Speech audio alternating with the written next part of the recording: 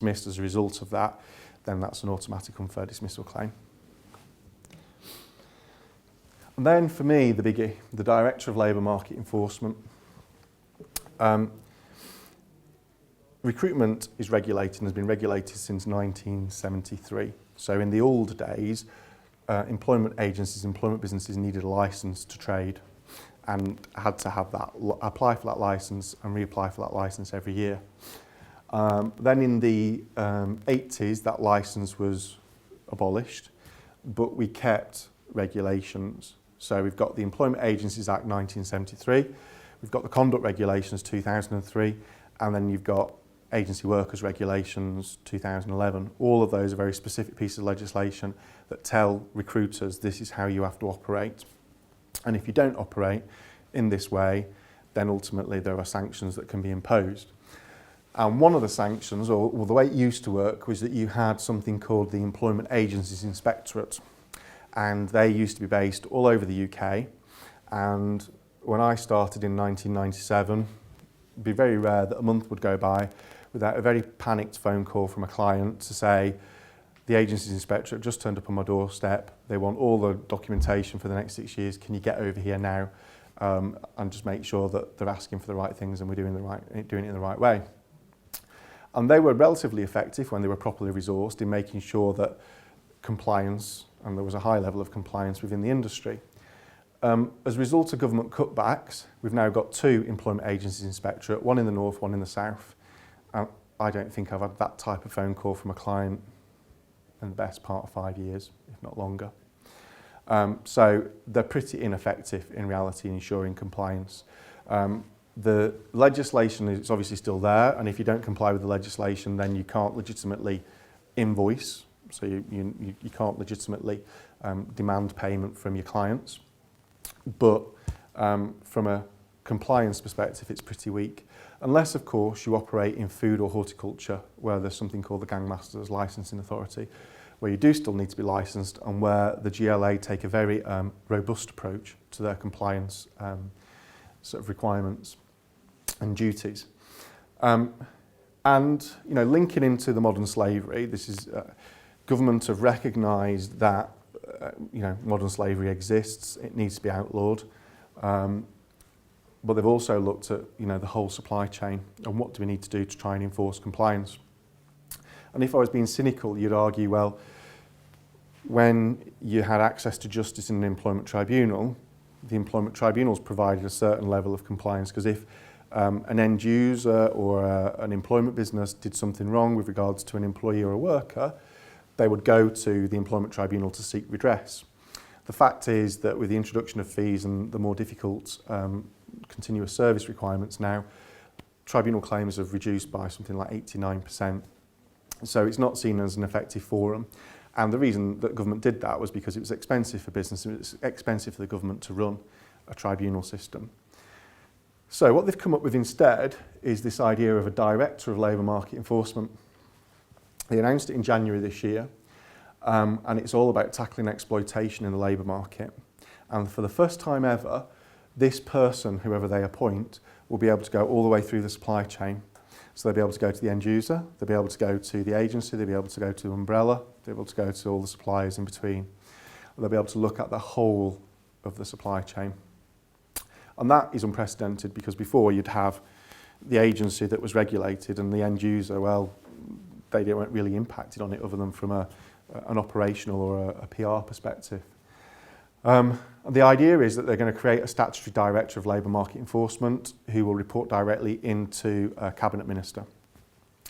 You're going to introduce a new offence of aggravated breach of labour market legislation, which sounds quite draconian to me and quite unusual in this country.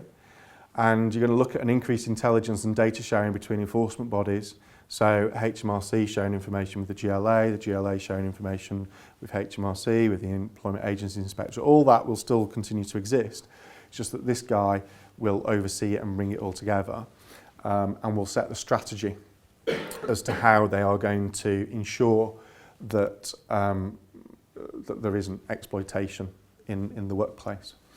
And the way they're planning to do it is to reform the GLA. So the areas for licensing won't increase, although subject to what they said at the GLA conference this week, which is ultimately the Director of Labour Market Enforcement will decide whether to extend the licensing regime beyond food, horticulture and agriculture.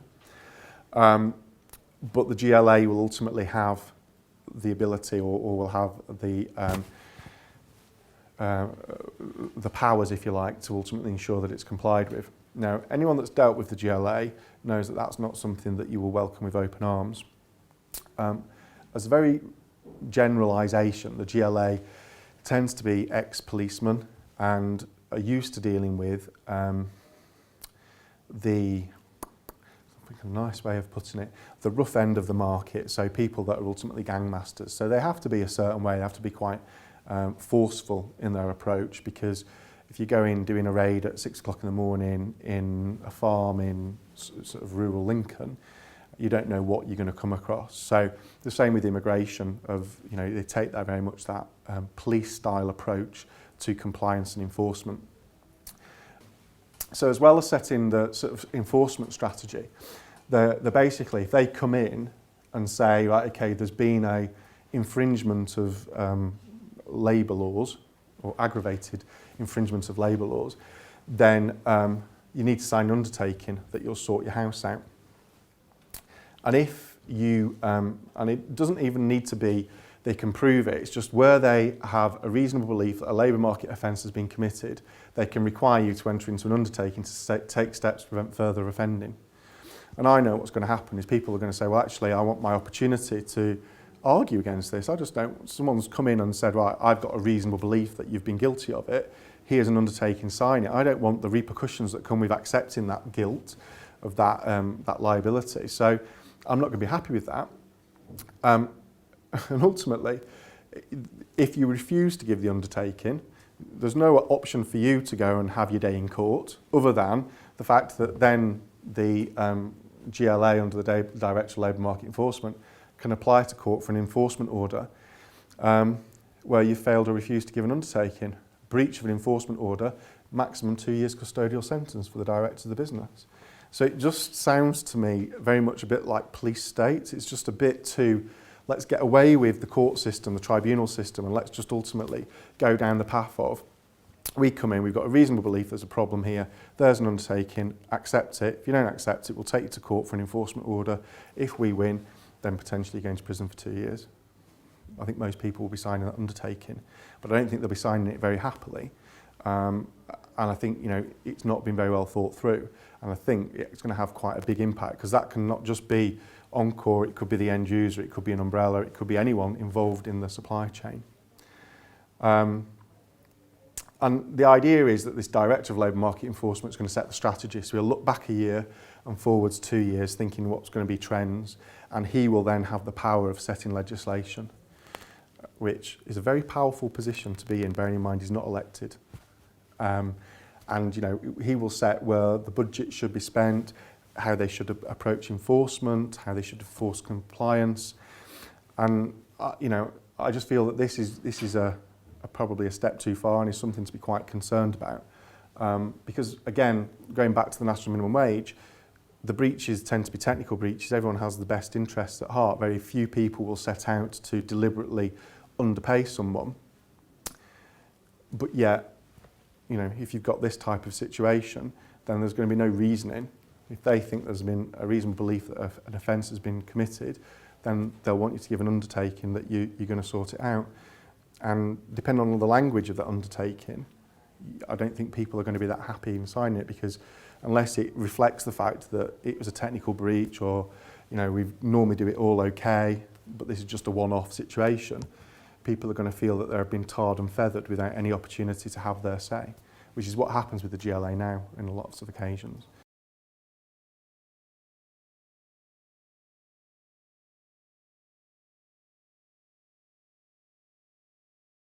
And then finally, just quickly to mention the Apprenticeship Levy from April 2017. So if your payroll is £3 million per annum or more, then this is a new tax that the government will be subjecting you to. And basically it's 0.5% of your payroll you'll have to pay to the government as a levy. Now, if your payroll is up to 3 million, then you get a £15,000 exemption. So it's in effect cost neutral. And then at 3 million and over, it's a payment you have to make to the government. And the way that that works will be it'll go into the setting up an institute of apprentices, and the money that you pay as the levy will sit allocated to you for a period of 2 years. You've got 2 years then to use that levy for the purposes of apprentices within your business. If you've not used it within that 2 year period, it then goes into the general pot and can be used by any other business. And you know, ultimately, the idea is to try and increase the quality and number of apprentices that are on offer. But the idea is to create 3 million new apprentices. And this ultimately will create the funding to be able to do that. So it's one that's not really hit the headlines yet, but we've only got a year now before it will impact. So you need to start factoring it in now to your budgeting, because that will be something that will be coming out as from April 2017 if you've payrolls more than 3 million. And there's been some debate about whether it includes recruitment business. My view is it includes recruitment businesses as it stands at the moment. There's no reason to think it doesn't. Payroll at the moment is just basically payroll of all companies. So you can't, the way that they've structured it is you can't then have lots of subsidiary companies that have small payrolls all under 3 million. They'll take the global figure together for any subsidiary or group company. But they've not really said what will count as payroll or not. So back to the first point, will it include limited company contractors, or will it just be PAYE? We don't know yet. Debate. They've released a bit more information. The guidance is not due out until later this year. So watch this space, really. And then really just to finish off, because everything, it's about new legislation coming in that we all need to know about. And as I said at the outset, you know, the government doesn't stand still. It likes to keep everyone on the toes, and that continues to be the case. And, you know, especially with sort of modern slavery and Director of Labour Market Enforcement, then really you need to make sure that you're working with reputable and professional partners. And it comes back to the point you were saying earlier about, you know, how do you do that? Well, you know, I think it can be quite difficult to do that, but I think it's about listening to or asking the right questions about how you're going to be supplied, what contracts are in place, what do those contracts look like. You know, and as I say at the bottom, if it sounds too good to be true, then it probably is a very good rule of thumb. More than ever, robust and relevant contracts. I think the days of standard contracts have gone. Any sort of sizable supply, I think, you know, it has to be a much more detailed, properly drafted contract. Partnership approach, I think, is important, having dialogue and communication to make sure that there's transparency and clarity about what's happening in the supply chain. And then, you know, what lots of people are doing are looking at proper supply chain audits, you know, because it's about having the evidence at the end of the day. If someone does come knocking on the door wanting to see what you've done, of having something there to be able to say, well, look, we've at least applied our mind to it. We're satisfied with the answers that we've been given. And that doesn't need to be difficult, but it's something I think that we've perhaps not done so much in the past that we'll see an increase in the months and years to come. And that's it for me. So unless anyone's got any more questions.